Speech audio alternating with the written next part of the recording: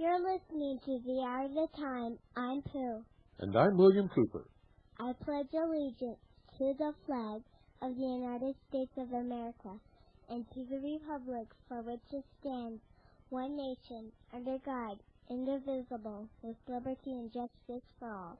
Thank you. All right. I'll be in to tuck you in later. All right. Good night. Good night. Ladies and gentlemen, some incredible things are happening. On my answering machine today when I got back from the office was a message from someone I haven't heard from in a long, long time. And he just left a very short message, no phone number, no way to get in touch with him, anything, and said that he would be contacting me. It was Billy Goodman. I couldn't believe it after all this time. So anyway, I hope he does get back in contact with me because I really, really like him an awful lot. And number two is I received a postcard today from, well, I don't know from what. Most likely from someone who doesn't really understand this broadcast and has not been listening for any appreciable amount of time. For he said, and I quote, "In the last few weeks, your show, The Hour of the Time, sucks. You've really gone downhill." And then he says the reason that it sucks is because I don't have Jordan Maxwell on, or Kathy O'Brien, or I don't do the Mark Kornke thing, which is 95% lies, 5% truth. And so I want to just set that record straight because I know that a lot of you new listeners don't understand that there are agendas being served, quite a few agendas. On this broadcast, the purpose is to reveal the truth, to dig up the truth, no matter who it hurts or helps, even if it hurts me, even if it hurts you, even if it hurts your church, even if it hurts Bill Clinton, even if it hurts my own mother.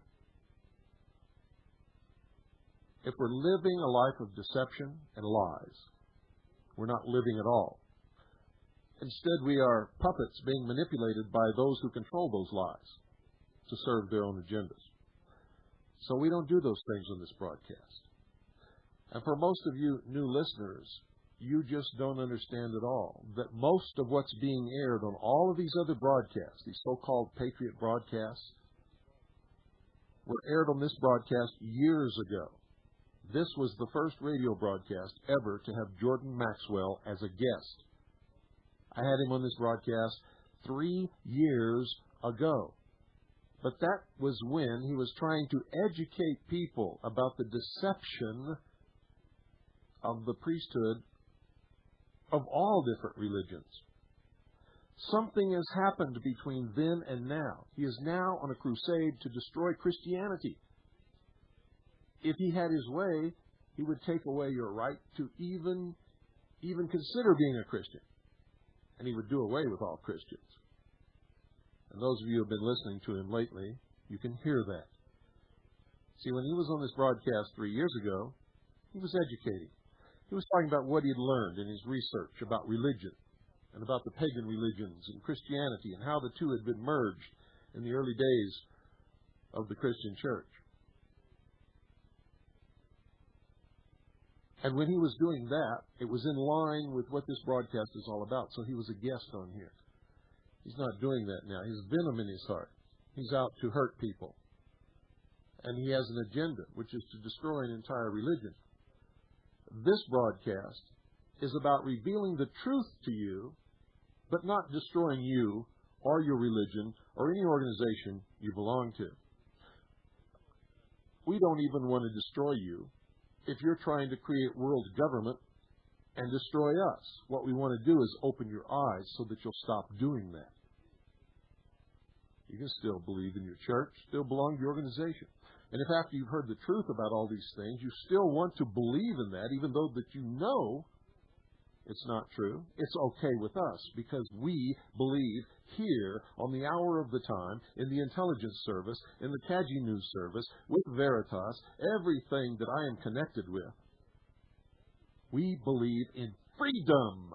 Real freedom for all people, of all races, of all religions, of all ancestral origins. And if we reveal the truth to you and you don't like it, you don't want to listen to it, or you think it's not the truth, we're not going to bother you and we're not going to set out to destroy you. We've done our job. We've given you what we have documented or what we believe in our heart and can generally prove is the truth. And believe me, ladies and gentlemen, sometimes the truth is elusive. So that it might open your eyes and so that you might quit being manipulated and become a real free, maybe for the first time in your whole life, free person. I would fight and die so that you can have that freedom, so that you could worship at the altar of your choice, believe whatever you want, have the freedom of speech, have all of the protections of our natural rights guaranteed by the Constitution and the Bill of Rights. That's what this broadcast is all about. Most people don't understand freedom. You see, to most people, even most people listening to this broadcast as I speak, freedom means only that I can do and say what I want if it agrees with what you believe or with what you want me to say and do. But you see, real freedom is this, ladies and gentlemen. I'm free to do anything I want, period. Makes no difference. As long as I do not hurt the person or property of any other human being or break the law. And the law is created by the society in which we live. If we don't like the law, there are means to change those laws. And if we can't change those laws, it means the majority of the people in that society believe that the law is correct and true and good and therefore should not be changed. That's why they're having such a hard problem getting the guns out of the American people's hands, is because the American people don't buy that jive. They know that when they give up their guns, they're going to be slaves. They're not going to do it. It's not going to happen. You see, if you send $1 in a self-addressed stamped business-size envelope, we'll send you a tape list.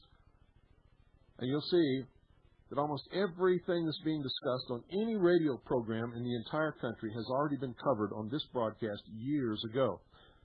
And what we're covering now, the exposure of the lie of the master race of British Israelism, has never been exposed on any radio broadcast ever in the history of the world. Period. And yet you're ignoring that and sending me a postcard because you want to hear Kathy O'Brien. Kathy O'Brien is a liar. Barefaced, unmitigated, unabashed, unashamed liar. She has an agenda. Now, she says that she's never been able to sue the United States government because the suit is blocked by the National Security Act, and the courts ruled that she cannot bring suit because of the National Security Act. She's a liar. You see, Kathy O'Brien has never brought suit against anybody, not the United States government, not anybody. And she will not bring suit against me because I can prove in 3 seconds flat in any courtroom in this country that she's a liar. And there's no veil of national security here. So if Kathy O'Brien is telling the truth, she's going to sue me tomorrow. I guarantee you, ladies and gentlemen, she will not sue me. She has never sued the United States government. Her whole story is a concoction, a barefaced lie. Yes, there is documentation that proves mind control experimentation, some of it absolutely horrible, beyond belief. And it's all been documented on this broadcast years ago and in my book, Behold a Pale Horse, before Kathy O'Brien or anybody else ever came on the scene. And that includes her sidekick.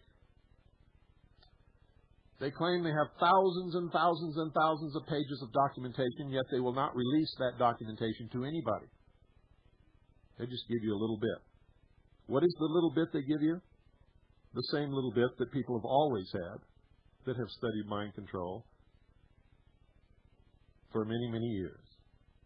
The same information that I've revealed to you on this broadcast and many others have revealed in their books and on broadcasts about mind control.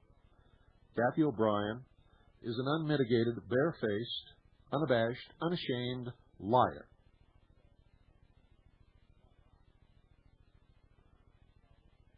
Does everybody understand what I'm telling you? People don't get in the White House, ladies and gentlemen, if they have sex slaves, and especially if they bring those sex slaves to the White House. And if they do not discuss national or international policy or the plans for the New World Order or anything else in front of their sex slaves. Because there's always somebody who's ready and willing to get a hold of that information and expose it and destroy them. And I don't care if they're liberal, if they're Republican, if they're Democrat, if they're right-wing, if they're left-wing, if they're communist, if they're anarchy, whatever they are.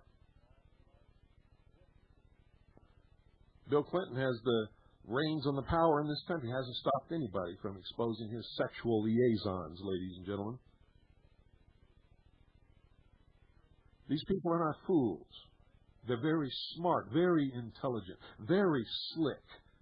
And they don't get to the White House, or they don't get to be the Speaker of the House of Representatives, or the leader of the majority of the Senate, or anything else, because they have sex slaves, and they discuss how they're going to bring the New World Order into being in front of these sex slaves. Not only that, but common sense ought to tell you that if Kathy O'Brien was sexually abused, molested, used as a sex slave, and made to do every perverted thing in the entire world with every president since Nixon, the entire upper half of the Senate and the House of Representatives, every leadership and famous person that's ever lived, don't you think that she would show a little bit of that wear and tear? But she doesn't. And when you hear her talk, she doesn't even show any emotional disturbance whatsoever. No anger. She's not upset. Nothing. And I just wonder how it is that there are so many fools out there in radio land that are so willing to believe all this utter, total crap.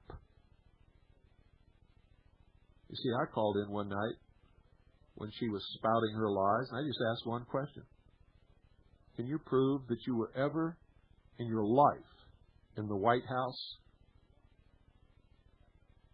There was dead silence, ladies and gentlemen. And all of a sudden, she started giggling and stuttering. She couldn't come up with an answer. And Mark Phillips, her partner there, said, well, you know that these people are crooks and there's nothing beyond their capabilities. And then, bang, disconnected. And that's okay. Any radio broadcast has the right to disconnect anyone they want. Lord knows I do it enough here, but I don't do it because someone asks a question. I do it because they're stupid or exceptionally rude or antagonistic.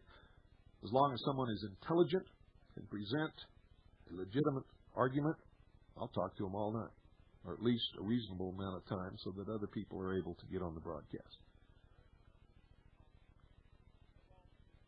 I was cut off because there was no answer to my question, and there never will be because it's a lie.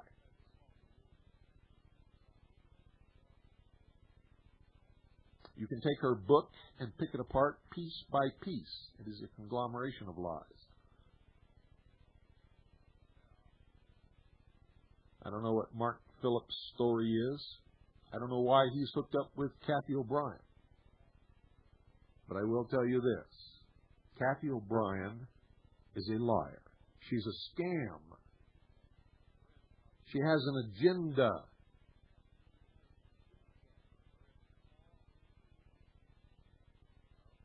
And don't you ever forget it. Tonight we're going to finish up with the destiny of America.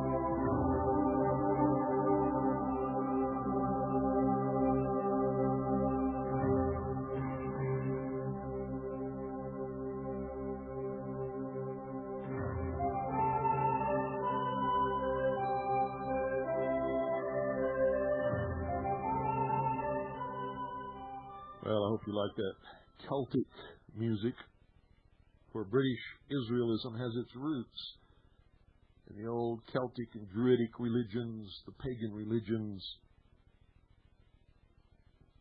of the Anglo and Saxon and Teuton regions of Europe. Nobody ever heard of the word Aryan. They were the Teutonic tribes, the Celts. They were the Gauls. They were the Druids.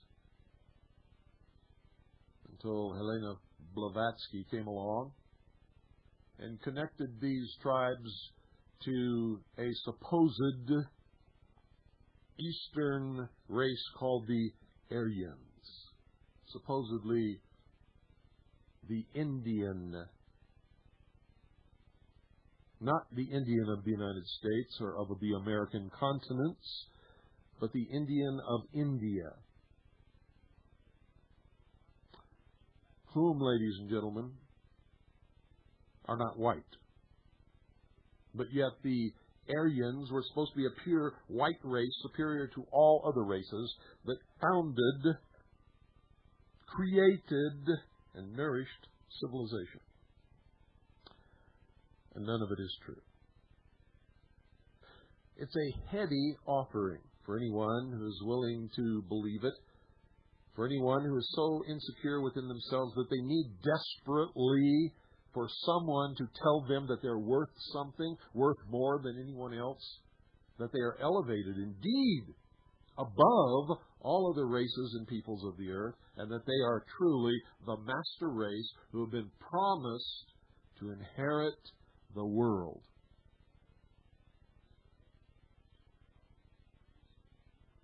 Isn't that something? It's the same heady attraction of the mystery religions of Babylon, the secret societies, the so-called fraternal organizations.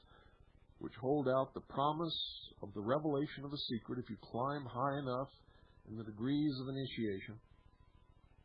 A secret that makes you different from all of the men and women on this earth. That hold out the promise that you will be a member of the truly elect, the holders of this secret, the guardians, indeed, of the secrets of the ages. That you will be a part of a brotherhood that will promise you wealth and material satisfaction and will take care of you. And if you're in legal problems and you go before a judge who is also a member of this brotherhood and you give the secret sign, you will prevail against your enemies in that courtroom. And it's all true. Except for one thing. Actually, two. There is no secret except the secret of how to control others through the promise of a secret. And there are no elite. There is no superior race. Period. Period. End of subject. It is a scam, a lie. Now, on Friday night, you heard me reveal the proofs of all of this, and those proofs are undeniable. Can't even argue with them. Not for a second. All you can do, if you want to hold on to these imagined delusions of grandeur, is to dismiss them arbitrarily and continue to quote the old deceptions. And many people will do that. For some people are so ingrained in this doctrine and so established in the community of those who believe in this doctrine that for them to stand up and admit that they were wrong and to reject it outright would mean terrible consequences.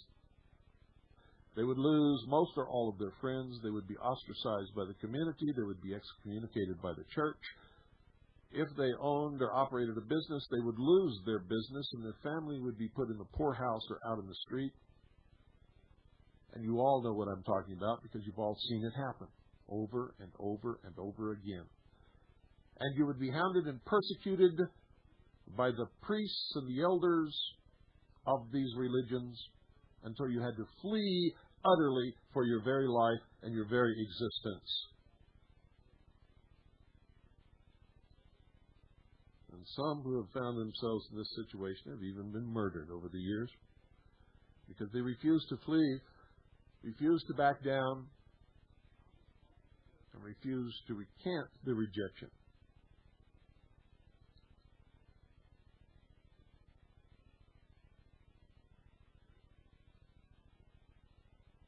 The original population of this country, ladies and gentlemen, and I'm not talking about the Native Americans who were already here. I'm talking about the immigrants from the very first. The original population of this country came from England, indeed from this whole continent came from England, later from France. The destiny shapers of America failed to advise us, ladies and gentlemen, how in this process, if these are lost tribes that they're talking about, how in this process of crossing the Atlantic, the Ephraimites changed into children of Manasseh. How did that happen? Oh, well, some say that there were 12 original tribes of Israel, many of them lost tribes, which isn't true, and the Bible substantiates that they were never lost. Never, ever, not once. But that Manasseh is the 13th. Well, if there are only 12 original tribes, where does this 13th come from? Anybody have an answer to that? Because these same people claim that the formation of the state of Israel fulfills the prophecy of all of Israel coming together again into a nation. Therefore, Manasseh cannot be the reformed tribes of Israel. whether lost or not. So what is this all about? It's about a deception of such a magnitude, ladies and gentlemen, that without even knowing it, many people who claim to be patriots and who claim to be against the New World Order are actually helping it come about through this deception of the mystery religion of Babylon and international Zionism, which have combined their forces. And folks, Zionism is not Judaism. So don't go blaming it on the Jews. Many Jews are Zionists. Many Jews are not Zionists and reject it outright.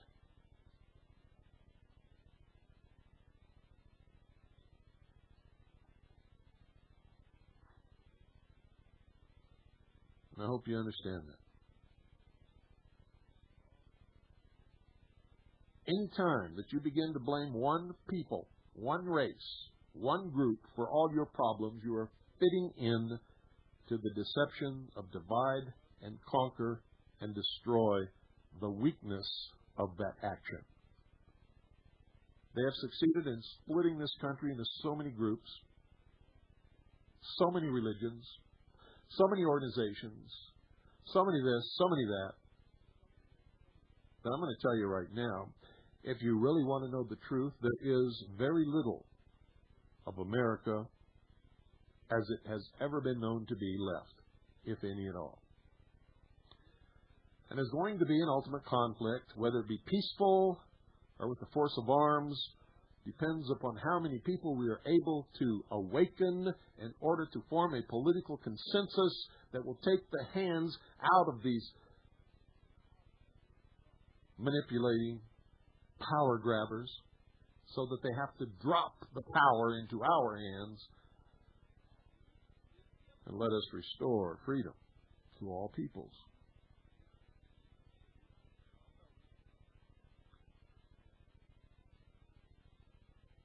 There is, of course, a great deal more,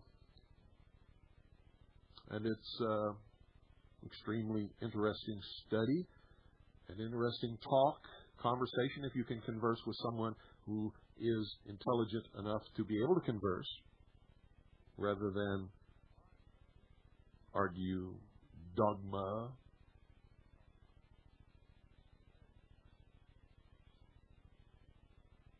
But it is all founded upon the same arbitrary method, ladies and gentlemen, and all of this pseudo-exegesis is backed up by equally precarious tradition, formed simply by taking a verse and making it fit somewhere. Or if you can't make that verse fit somewhere, you take a historical event and find the verse that will fit it, taken out of context and without any attention to any other verse, tracts, chapters, whatever. So beginning with Esdras in his second book in the Apocrypha, we know that, quote, "The 10 tribes took this counsel among themselves that they should leave the multitude of the heathen and go forth into a further country, that there they might keep their law which they had never kept in their own land. And they passed by the way of the Euphrates." End quote. This is confirmed, folks, by Josephus, who wrote AD 70, quote, "The 10 tribes are now beyond the Euphrates and are an immense multitude." End quote. What became of them? 10 tribes? Well, according to these British Israelites, there were 12 tribes. But when you're talking about the 12 tribes, then Manasseh becoming the 13th, what you're doing is really recounting the story of the zodiac and the sun, the 12 houses and the sun, the 12 disciples and Jesus. The same old story throughout the history of the world.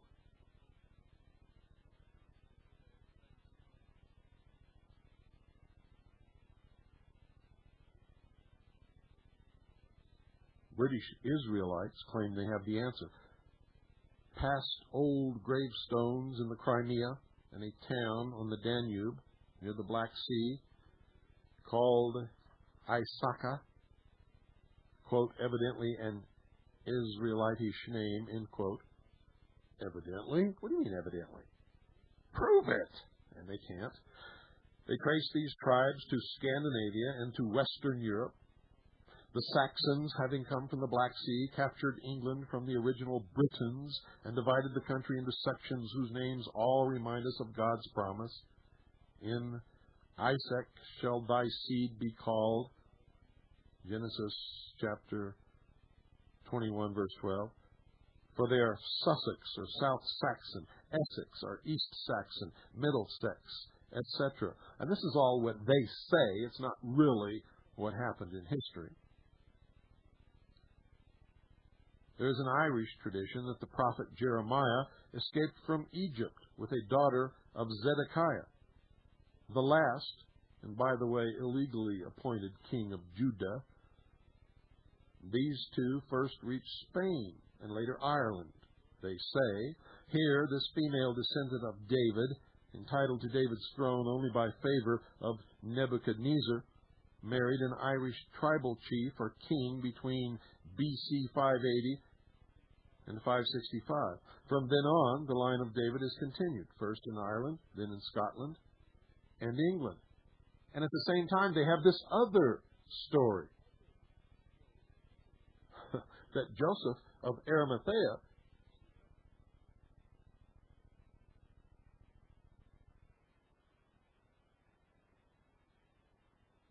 have this other story that says the same thing with different names. That Joseph of Arimathea took Mary of Magdalene, who was really, according to this story, the wife of Jesus, and her children, the children of Jesus, to Scotland and Ireland. And from there arose the Merovingian line of kings, descended from the house of David, because Jesus, as the Bible says, was a descendant of the house of David. And so his progeny would also be. Think about that.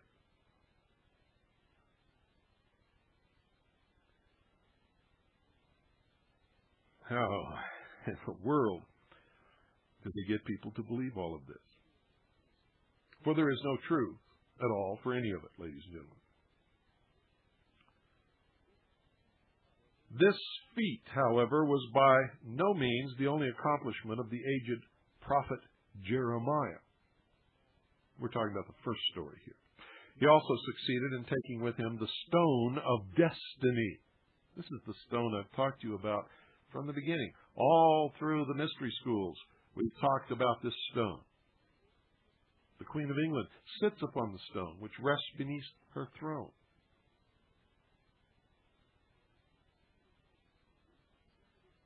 He succeeded in taking with him the stone of destiny. It should be borne in mind, namely, that Jacob, when departing from Bethel, had taken with him the stone which he had used for a pillow as a token of the divine presence, and on his deathbed had referred to it when, according to Genesis chapter 49, verse 24, he had said concerning Joseph, "From thence is the shepherd, the stone of Israel." This same stone went with the Israelites into the wilderness. Paul referred to it in 1 Corinthians chapter 10, verse 4. The rock followed them. But just look that up in its context and you'll see it does not mean what they say it means. And can you remember in the New Testament, Jesus said, "Upon this rock I found my church"? Same stone, and he wasn't talking about Peter.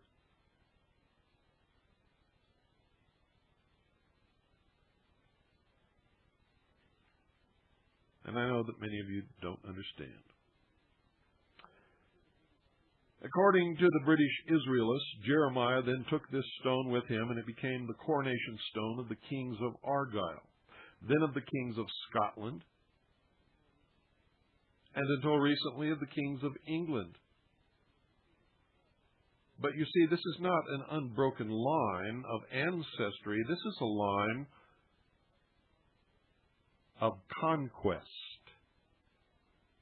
the stone did not pass through these hands. The stone that they're talking about in real history, not the history of the deception that the British Israelists teach, but real history. The stone did not pass through these hands by blood, but by conquest.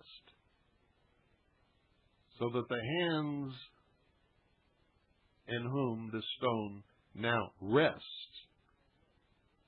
is in no way related to the house of David, no matter how they may falsify their lineage. And believe me, so many lineages of bloodlines are falsified today to connect somebody with someone whom they were never related to under any circumstances, and to bloodlines and through history that cannot even prove the existence of the people whom they claim they are related to. For instance, there is no historical proof whatsoever, other than the Bible says so, that a king named David ever lived upon the face of this earth. Recently, they found a rock somewhere on the side of a building that they dug up in an archaeological excavation, which had the name David carved on it, and they are now saying that that is the proof that King David was real. But it's not. It's just a rock with the name David carved on it. How many Davids do you think there have been throughout history? And what do you... well. I could go off into all kinds of little things, but let's not do that. This stone rested in Westminster Abbey. Small wonder the removal of this stone of Scone in December the 25th, 1950, caused so much consternation. You see, because today they claim that this Jacob's pillar is now the stone of Scone.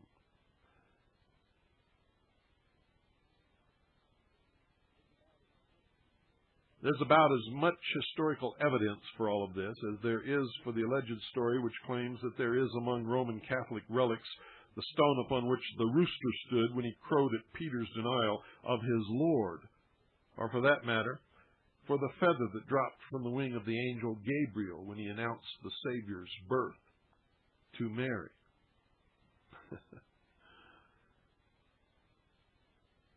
Much after the same fashion, ladies and gentlemen, great things were expected some years ago from the then Prince of Wales, one of whose name was David, and who reached the age of 30 years in 1924, would duplicate his ancestor, the original King David, and bring the world together and fulfill the prophecy with him sitting upon the throne.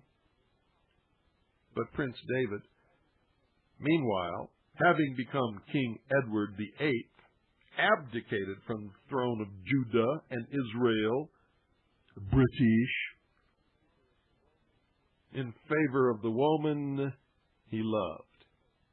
That's his exact words, quote, "the woman I love," end quote. And the Duchess of Windsor proved a spoke in the wheels of Anglo-Israeli exegesis. You can't look within the narrow confines of this brief 2 nights in the various other angles of the strange theory which is said before boasts at least 2 million adherents worldwide, such as the fact that anthropological and racial studies and comparisons have refuted the British Israel assertions concerning the racial peculiarities of the English and British as thoroughly as those of the Mormons that the American Indians are the Lamanite seed of Jacob. It's all false, all a lie.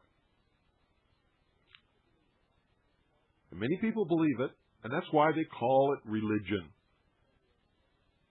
And I'm going to tell you right now that all religious beliefs are based upon an article of faith which cannot be proven to anyone period. Many of them can be disproven, but none of them can be proven at all.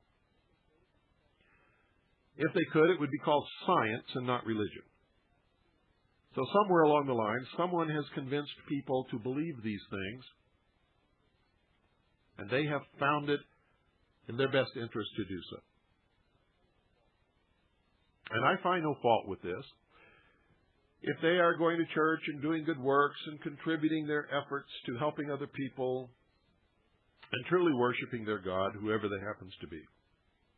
But when they set out to become superior than the rest of us and enslave the rest of us in a new world, totalitarian socialist order, that is where the line must be drawn, and these deceptions must be exposed, because no longer are they harmless, no longer are they exercising their right to practice their own religious beliefs protected by the Constitution, but they are then infringing upon the rights protected by the Constitution and given to us by God of every other person upon the face of this earth. And that, ladies and gentlemen, cannot be allowed, at least by me.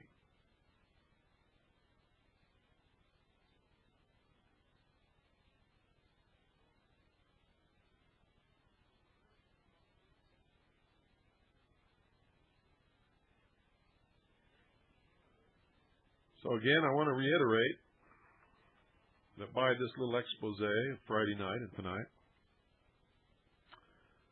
I'm not attempting to destroy your religion or tell you that you cannot worship that religion or that you should not worship that religion, but to reveal to you the deceptions that are practiced upon all of us by the priesthood, by the powers that be, the secret societies, forces within governments, in order to make us believe in certain things that will ensure our own enslavement.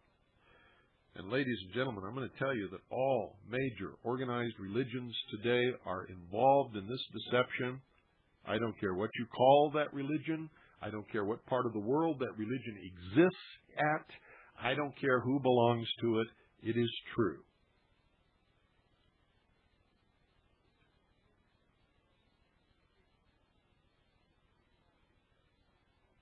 It is absolutely true.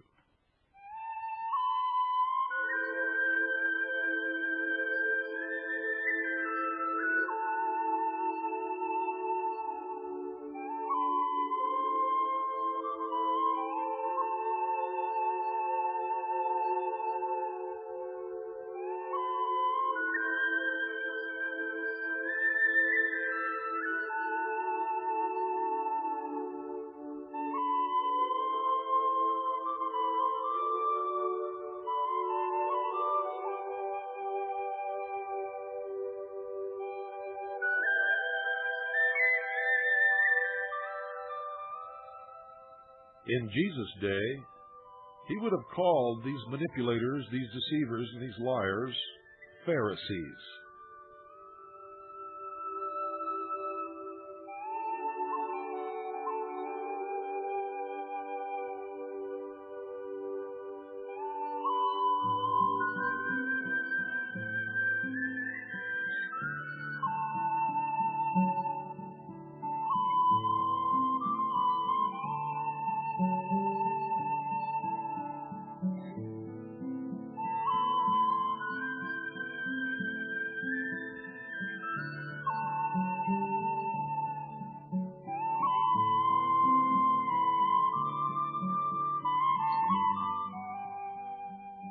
And he would have called this secret hidden power, the secret government, if you will, the Sanhedrin. For in those days, that was truly the power behind the throne. The power which the king dared not go against.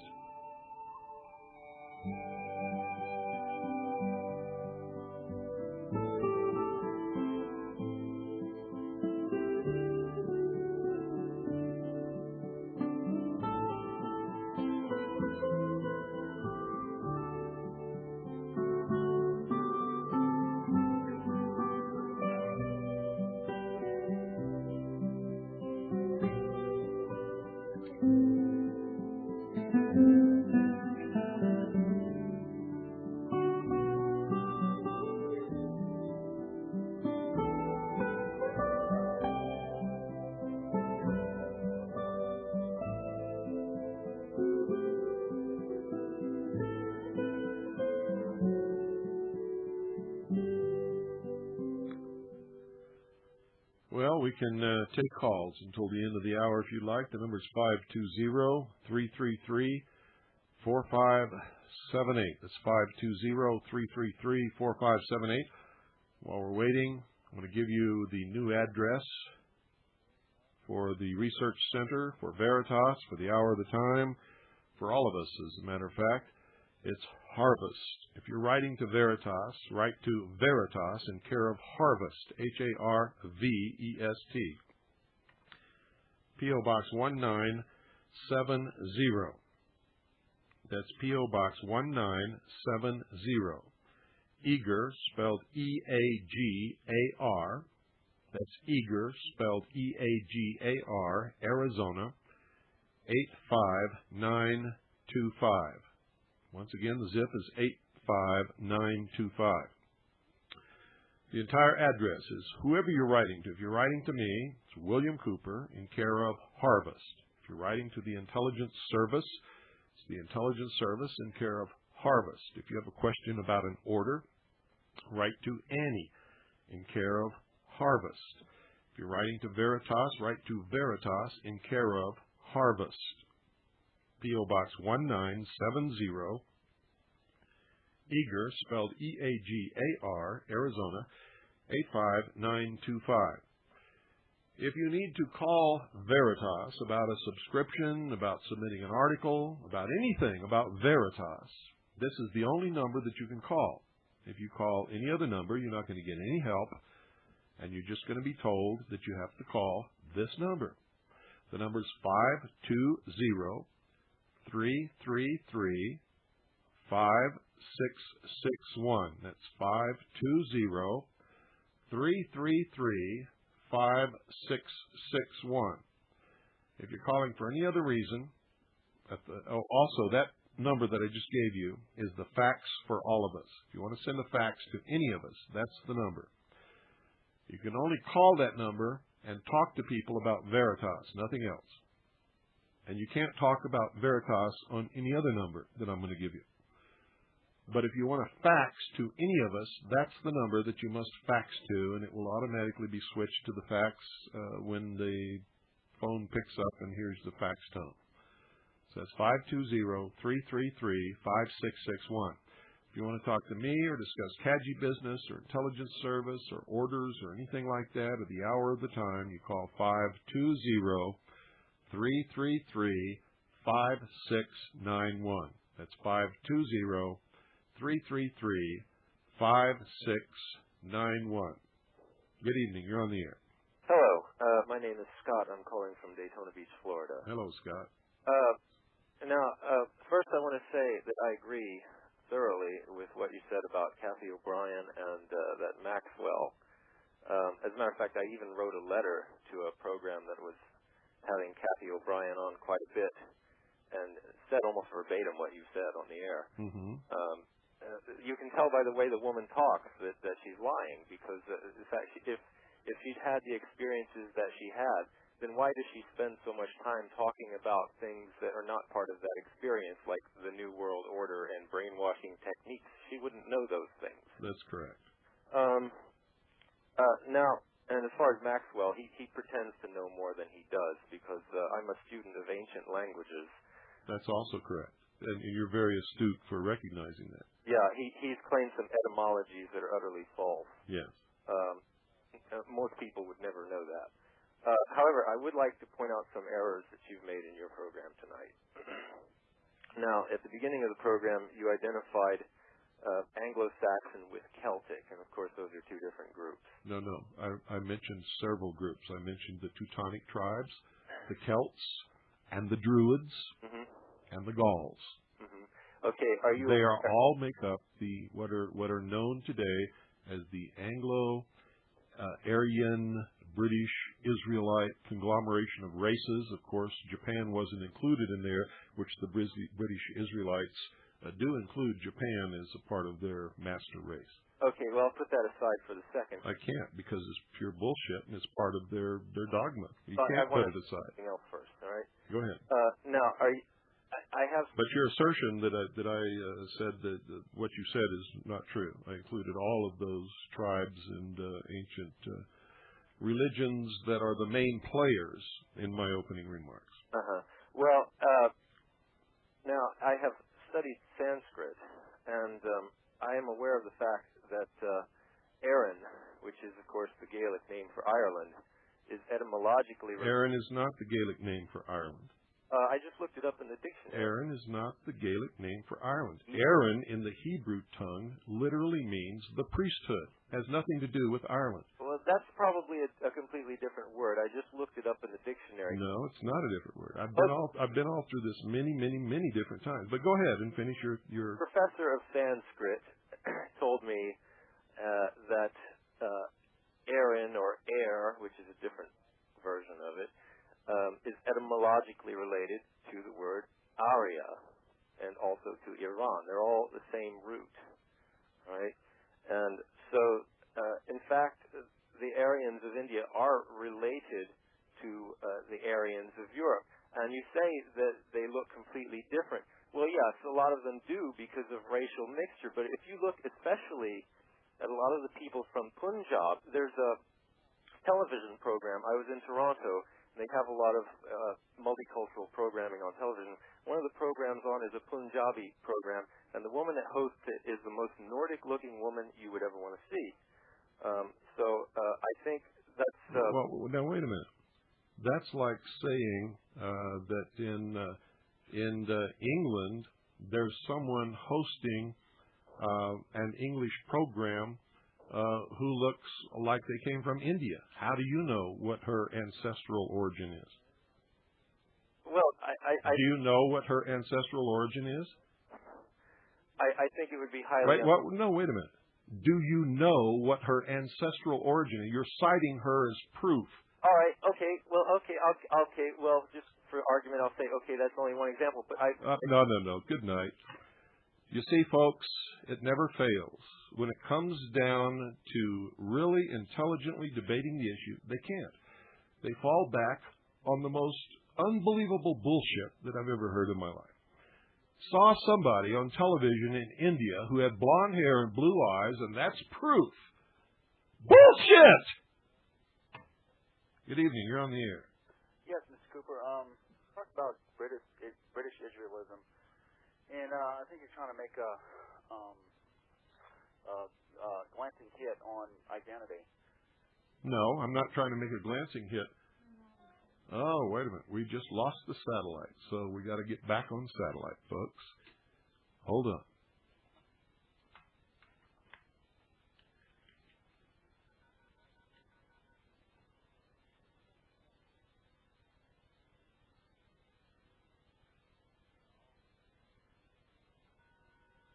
Are we on, Annie? Well, it's just like always, folks. When we're talking about something that really gets to this New World Order crowd, they knock us off the satellite. And that's what happened tonight. No, I'm not trying to make a roundabout hit on Christian identity. I'm making a direct hit on Christian identity. I don't mince words, and I don't sneak around by the back door. And also, you don't look at history. I look exactly at history. I cited history tonight many times. I cited the proof. Now, argue the proof. Argue intellectually the points of proof, if you can. By faith, Mr. Cooper, or by sight? Pardon? You claim to be a Christian. Do you live by faith or by sight? What are you talking about? How many different churches of Christianity are there? Well, there are many. How many? I have no idea. That's what I thought. How many of them are there that are different, that believe that they are the only ones in this world that are right? It doesn't matter. Yes, it does. Every one of them do. Here's what history. There are thousands. Well, let me tell you something. There are thousands of these splinter groups of Christianity, all teaching a different dogma, a different interpretation of scriptures, all claiming that they are 100% right. They have no historical record to fall back on. What are you talking about? Every one of them can cite historical record. What historical record can you cite? Well, where the 10 tribes of Israel migrated from Assyria when they were in captivity. Migrated eastward or westward. Migrated westward? Correct. Where is the Euphrates from Israel? I'm not speaking about Israel Where is the Euphrates from Israel? That's where they started from when they migrated. Captivity in Assyria. Good night. Here's another guy that doesn't know his history. They migrated from the Middle Eastern Israel, Palestine area, crossed the Euphrates. It wasn't west, my friend. It was east. Of course, you wouldn't know that because you're blindly parroting what you've been taught. You have no conception. You probably never even looked at a map of the Middle East. Good evening. You're on the air. Yeah. Hello, Bill. This is Fred from Fresno. I'm calling from KDNO Country. Hi, Fred. I read your book. Richard Palmquist, one of my favorite people. Yes, he is. A man with guts. Yes, he is. I had a question about your book that I was a little curious about, Operation Rainbow, where you spoke of the supposed UFO beings having videotaped the crucifixion of... No. What I said is I saw documents that said that these things happened. And Project Rainbow was supposedly an experiment that had nothing to do with what you're talking about. It was the United States government experiment in time travel, and I have no idea whether it was actually ever performed, whether it was successful, or whether it failed. And there was no more information on it then? Well, there may be, but I never saw it. You never saw it? No. That was my question, Bill. Thank you very much. You're very welcome. And that does it for tonight, folks. Well, maybe. No, I can't. We're just down to the wire, and we've got to, once again, we've got to go. Good night. And God bless each and every single one of you.